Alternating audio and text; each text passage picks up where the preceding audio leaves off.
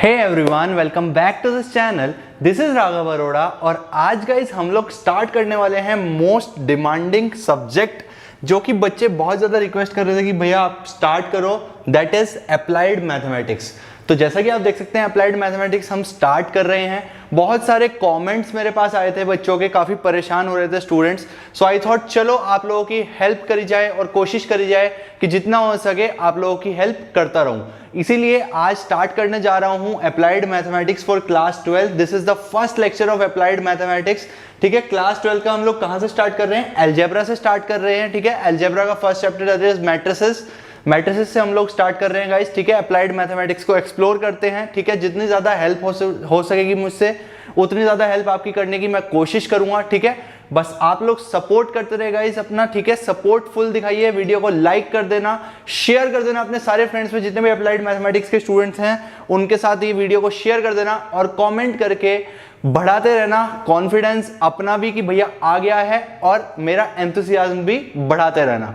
ठीक है, तो चलो इसी के साथ इस वीडियो को शुरू करते हैं। ठीक है, धमाकेदार शुरुआत करते हैं। Let's begin.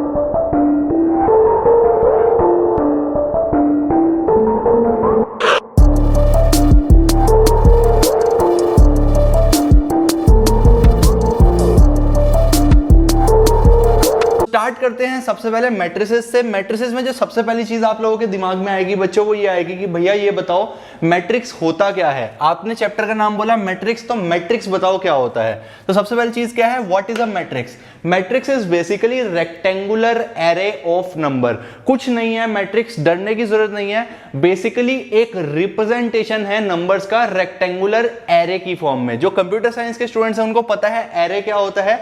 जो बच्चे कंप्यूटर साइंस के नहीं है उनको बिल्कुल पता करने की जरूरत नहीं है एरे क्या होता है। जस्ट एक फॉर्मल डेफिनेशन ऐसी बताई गई है कि रेक्टेंगुलर एरे ऑफ नंबर्स। ठीक है, फॉर एग्जांपल, आप एग्जांपल से समझिए, कुछ भी नहीं है। अगर मैं सिंपल वर्ड्स में कहूं तो कुछ पर्टिकुलर नंबर्स को या फंक्शंस को एक पर्टिकुलर अरेंजमेंट में लिखने के तरीके को क्या कहते हैं? जो वो बनकर आता है उसको बोलते हैं मैट्रिक्स।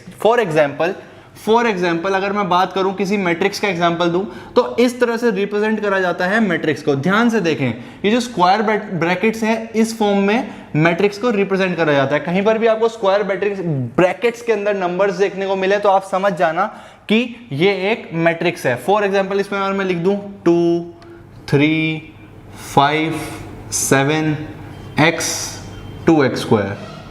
ठीक है, so this is a example of matrix. ये क्या है बच्चों? एक मैट्रिक्स है। ठीक है, और ये कुछ भी नहीं है, रिप्रेजेंटेशन है। अच्छा, यहां पर जो नंबर जिस जगह पर है आप इसका ऑर्डर चेंज नहीं कर सकते। ऐसा नहीं है कि आप इस 5 को मिटाकर यहां 7 लिख दो और इस 7 को मिटाकर यहां 5 लिख दो। ये जो रिप्रेजेंटेशन है this is a matrix. Matrix क्या है? रेक्टेंगुलर है। देखो, रेक्टेंगुलर एरे ऑफ नंबर्स या फिर फंक्शंस। नंबर्स या फंक्शन, इसमें कुछ भी आ सकता है। इसमें रेशनल नंबर्स आ सकते हैं, इसमें फंक्शंस आ सकते हैं, इसमें कॉम्प्लेक्स नंबर्स तक आ सकते हैं। ठीक है, ये कोई भी बाउंडेशन नहीं है कि इसमें क्या आएगा, नंबर्स ही होने जरूरी नहीं है, इसमें कुछ भी आ सकता है। बट ज्यादातर जो हम लोग डील करेंगे वो हम रियल एंट्रीज से डील करेंगे। ठीक है, so this is basically a matrix. I hope आपको समझ आ गया होगा कि मैट्रिक्स क्या होती है। मैट्रिक्स क्या होती है?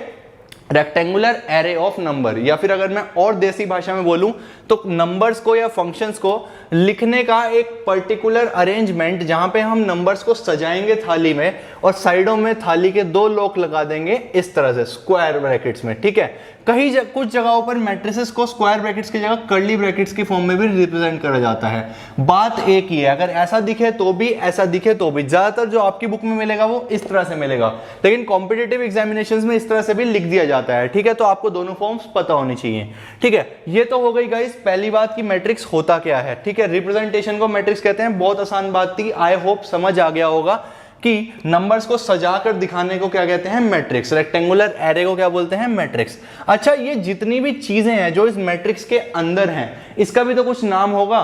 जैसे ये हो गया, ये 2, 3, 5, 7 x 2x स्क्वायर, इनको क्या बोलते हैं हम? कोई नाम होगा। इनको बोलते हैं गाइस, इनको बोलते हैं एंट्रीज। एंट्रीज या फिर एलिमेंट्स। क्या बोलते हैं इनको?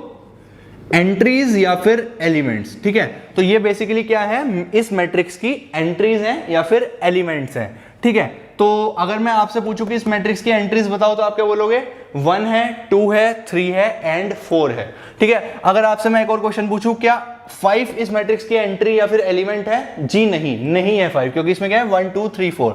आई होप आपको ये बात भी समझ आ गई। मैट्रिक्स क्या होता है, क्लियर हो गया, रिप्रेजेंटेशन, और उसके मैट्रिक्स के अंदर जो भी क्वांटिटी प्रेजेंट है उनको हम क्या बोलते हैं, एंट्रीज ऑफ द मैट्रिक्स या फिर एलिमेंट्स ऑफ द मैट्रिक्स। आशा करता हूं आपको मेरी ये बात बिल्कुल क्रिस्टल क्लियर हो गई होगी। ठीक है, so this is all about introduction of matrix, कि बेसिकली मैट्रिक्स होता क्या है। ठीक है, मैट्रिक्स किसको बोलते हैं, क्या चीज होती है मैट्रिक्स, और मैट्रिक्स के अंदर जो प्राणी पाए जाते हैं, जो जीव पाए जाते हैं, उनका नाम क्या है, उनको बोलते हैं एंट्रीज या फिर एलिमेंट्स। ठीक है, so I hope applied mathematics students को सबको क्लियर हो गया होगा कि क्या होती है एक मैट्रिक्स। आगे बढ़ते हैं गाइस, आगे बढ़ते हैं। एग्जांपल लेता हूं एक मैट्रिक्स का, मैट्रिक्स का एग्जांपल लेता हूं। मान लीजिए इस तरह की मैं एक मैट्रिक्स ले रहा हूं, 1 2 3 4 5 6। नेक्स्ट कॉन्सेप्ट जो हम लोगों को सीखना है आज की वीडियो में वो है रोज एंड कॉलम्स का। रोज वर्ड्स तो आप अपने स्कूल में भी सुनते आए होंगे, टीचर्स बोलते हैं ना, second row boy, stand up, hands up. ठीक है, तो वो रो वर्ड तो आप सुनते आए हैं, लेकिन स्टिल एक बार रिवाइज कराता हूं कि रोज एंड कॉलम्स क्या होते हैं। ठीक है, जिन बच्चों को याद है बचपन से, कॉमन सेंस है, बहुत अच्छी बात है, बट जिनको याद नहीं है, no need to worry guys. ठीक है, हम लोग सारी चीजें यहां पर कवर करेंगे, बिल्कुल बेसिक से पढ़ाऊंगा। आई एम नॉट कंसीडरिंग कि आपको कुछ भी आता है मैट्रिसेस में इस लेक्चर से पहले।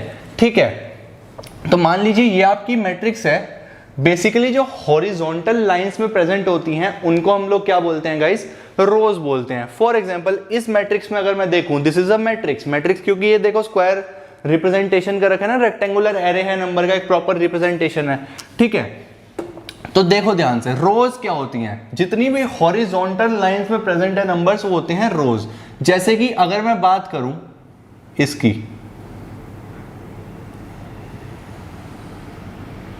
ये क्या है आपकी रो नंबर 1 हॉरिजॉन्टल में। ठीक है, अगर मैं बात करूं इसकी,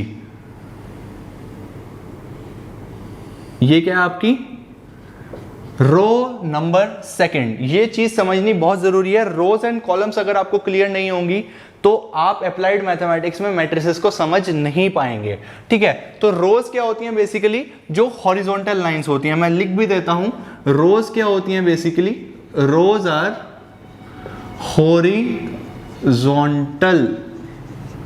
लाइंस। ठीक है, और सिमिलरली कॉलम्स क्या होने चाहिए, सबको समझ आ ही गया होगा, जो वर्टिकल लाइंस होती हैं।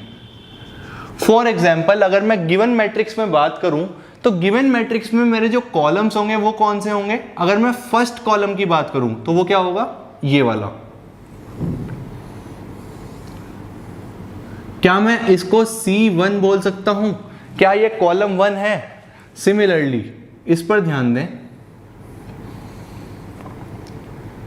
क्या ये कॉलम 2 है, वर्टिकल लाइन, देन इस पर ध्यान दें,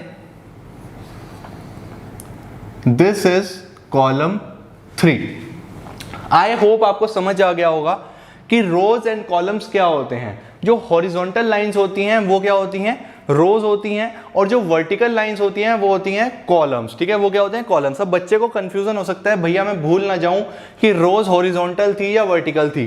तो जब भी कंफ्यूजन हो तो अपने आप को अपने स्कूल के टीचर की जगह एज्यूम करना और सोचना कि कोई दूसरी लाइन में बच्चा बैठा है तो आप उसको क्या बोलोगे इंग्लिश में, कि second row student stand up. Second row का मतलब आपने हॉरिजॉन्टल जो लाइंस थी उसमें ही तो सेकंड रो देखी। ठीक है, और कॉलम्स की हम बहुत ज्यादा बात नहीं करते हैं स्कूल में। ठीक है, तो इस चीज से आप बस एक हिंट देने के लिए आपको याद रह सकता है। वैसे तो कंफ्यूजन होगा ही नहीं, एक समय के बाद बहुत अच्छी प्रैक्टिस हो जाएगी आपकी, लेकिन स्टिल 1% भी कंफ्यूजन होता है। तो ध्यान रखना, खुद को अपने टीचर की जगह एज्यूम करना और सोचना कि अगर उसको टीचर को किसी को पिन पॉइंट करना हो तो वो कैसे रो को कॉल कर रहे हैं। क्या वो हॉरिजॉन्टली जो बच्चे बैठे हुए हैं इस तरह से, क्या वो इस तरह से हॉरिजॉन्टली ही रो को कॉल कर रहे हैं। सेकंड रो का मतलब कि हॉरिजॉन्टली ऊपर से सेकंड, जैसे कि यहां पर हुआ, दिस इज रो 1, 1 2 3 किसके पार्ट हैं, रो 1 के, यानी कि रो 1 की एंट्रीज क्या हैं, 1 2 एंड 3। रो 2 की एंट्रीज क्या हैं, 4 5 एंड 6। सिमिलरली अगर मैं कॉलम्स की बात करूं तो कॉलम 1 की एंट्री क्या है 1 and 4 एंड कॉलम 2 की एंट्रीज क्या है 2 and 5। सिमिलरली कॉलम 3 की एंट्रीज क्या है 3 and 6। आशा करता हूं आपको मैट्रिक्स क्या होती है समझ आ गया। मैट्रिक्स के अंदर जो पाए जाते हैं उनको एंट्रीज और एलिमेंट्स बोलते हैं, ये समझ में आ गया। रोज क्या होती हैं ये समझ में आ गया। कॉलम्स क्या होते हैं ये समझ में आ गया। अगर मैं आपसे पूछूं किस रो में कौन से एलिमेंट्स हैं आप बता पाएंगे, किस कॉलम में कौन से एलिमेंट्स हैं आप बता पाएंगे, एक मैट्रिक्स में कितनी रो और कितने कॉलम है आप बता पाएंगे। एक एग्जांपल ले लेते हैं गाइस, बहुत सिंपल से एग्जांपल ले लेते हैं, ठीक है। आपको बताना है कि कितनी रोज हैं एंड कितनी कॉलम्स हैं। मान लीजिए ये मैट्रिक्स है, ठीक है। एक और एग्जांपल लूंगा, मान लीजिए ये मैट्रिक्स है, ठीक है। एक और मान लीजिए ये मैट्रिक्स है। तो आपको बताना है कि इन मैट्रिसेस में कितनी रोज हैं एंड कितनी कॉलम्स हैं। तो फर्स्ट मैट्रिक्स में ध्यान से देखेंगे, हॉरिजॉन्टल लाइंस को क्या बोलते हैं रोज बोलते हैं और वर्टिकल लाइंस को कॉलम्स बोलते हैं। तो अगर मैं फर्स्ट एग्जांपल देखूंगा तो कितनी रोज हैं इसमें, तो हॉरिजॉन्टली ये क्या हो गई आपकी फर्स्ट रो और ये क्या हो गई सेकंड रो। तो बेसिकली इसमें कितनी रोज हैं 2 रोज हैं। सिमिलरली अगर मैं वर्टिकली बात करूंगा तो वर्टिकली ये क्या है आपका कॉलम 1 और ये क्या है आपका कॉलम 2। तो ये हो गई आपकी रो 1, ये हो गई आपकी रो सेकंड, ये हो गया आपका कॉलम 1 और ये क्या हो गया आपका कॉलम सेकंड। तो बेसिकली 2 रोज हैं इसमें और 2 कॉलम्स हैं। अब अगर मैं आपसे एक और एडिशनल क्वेश्चन पूछता हूं कि सेकंड कॉलम के एलिमेंट्स लिखो, तो सेकंड कॉलम के एलिमेंट्स लिखने बहुत आसान है, ठीक है। C2 के एलिमेंट्स लिखने हैं तो वो क्या क्या होंगे, वर्टिकली देखो ये C1 है ये C2 है। C2 के एलिमेंट्स क्या हैं 2 and 4। C1 के पूछता तो क्या आता है 1 and 3, R1 के पूछता तो 1 and 2, R2 के पूछता तो 3 and 4। आशा करता हूं आपको ये कॉन्सेप्ट बिल्कुल क्लियर हो गया। नेक्स्ट एग्जांपल में मूव करेंगे, कितनी रोज हैं कितने कॉलम्स हैं फटाफट से बताइए, सोचो कितनी रोज हैं कितने कॉलम्स हैं। हॉरिजॉन्टल लाइंस को क्या बोलते हैं रोज।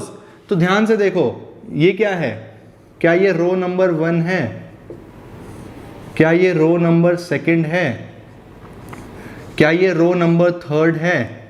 कितने इसमें रोज हैं 3 रोज।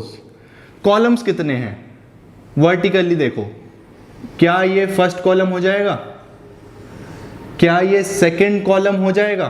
तो कितने कॉलम्स हैं सेकंड 2 कॉलम्स। तो इस मैट्रिक्स में कितनी रोज एंड कितने कॉलम्स हैं 3 रोज एंड 2 कॉलम्स। अभी तो मैं आपको लिखकर दिखा रहा हूं, आपको ये ओरली भी समझ आना चाहिए और बहुत सारे बच्चे ओरली अब बता भी पा रहे होंगे, not a very big deal, ठीक है। लास्ट पार्ट देखो कितनी रोज हैं कितने कॉलम्स हैं। अब मैं रफली लिख रहा हूं, ये क्या है row first, row second, row third. Horizontally देखोगे तो ये 1 2 3 पूरा रो 1, 4 5 6 पूरा रो 2 एंड 7 8 9 पूरा रो 3। और वर्टिकली देखोगे आप तो ये क्या है कॉलम 1, कॉलम 2, कॉलम 3। ये इनका लिखने का रिप्रेजेंटेशन भी होता है, कैपिटल R1 कैपिटल R2, इसका मतलब है रो 1 रो 2 एंड कॉलम्स का भी सिमिलर रिप्रेजेंटेशन होता है, ठीक है। तो इसमें कितने रोज एंड कितने कॉलम्स हैं, इसमें 3 rows and 3 columns. I hope guys आपको यह बात बिल्कुल क्लियर हो गई है, ठीक है। अब अगर मैं आपसे एक क्वेश्चन पूछता हूं, थर्ड वाले पार्ट के लिए, ठीक है, तो कमेंट सेक्शन में मुझे इसका आंसर बताना। 2 क्वेश्चंस आप लोगों से मैं पूछना चाहूंगा थर्ड वाले पार्ट के लिए। मुझको आपको यह बताना है कि कॉलम नंबर 2 के एलिमेंट्स कौन कौन से हैं, ठीक है। कॉलम नंबर 2 के एलिमेंट्स कौन कौन से हैं और ऐसा एलिमेंट बताओ जो रो नंबर 2 और कॉलम नंबर 1 में कॉमन हो, ठीक है। रो नंबर 2 और कॉलम नंबर 1 में ऐसा एलिमेंट बताओ जो कॉमन हो। तो मैं वेट करूंगा आप लोगों का कमेंट सेक्शन में, इसका आंसर जरूर बताइएगा मुझको, ठीक है। आई होप आपको सारे के सारे बेसिक्स क्लियर हो गए हैं, ठीक है। आशा करता हूं ये सब बेसिक्स आपको क्लियर हो गए हैं। तो इन पर आप क्वेश्चंस प्रैक्टिस कर सकते हैं, जहां से भी आपको स्टडी मटेरियल मिल जाए ऐसा कोई बहुत बड़ी बिग डील नहीं है ये पर्टिकुलर बुक करो या फिर ये मत करो, कोई दिक्कत नहीं है। आपको जो बुक मिल जाए, जो अच्छी बुक मिल जाए, उससे आप प्रैक्टिस कर सकते हैं, ठीक है। एंड आशा करता हूं आपको ये सारे के सारे कॉन्सेप्ट्स बहुत क्रिस्टल क्लियर हो गए हैं। जल्द मिलते हैं नेक्स्ट वीडियो में गाइस, और अच्छी अच्छी बातें करेंगे और अच्छे से कॉन्सेप्ट डिस्कस करेंगे। तब तक अपना प्यार बनाए रखें इस वीडियो के साथ और शेयर करते रहें, ठीक है। अपना प्यार बरसाते रहें इस चैनल पर और हम भी आपके लिए ऐसा और कंटेंट लेकर आते रहेंगे। Goodbye guys, goodbye, take care and see या।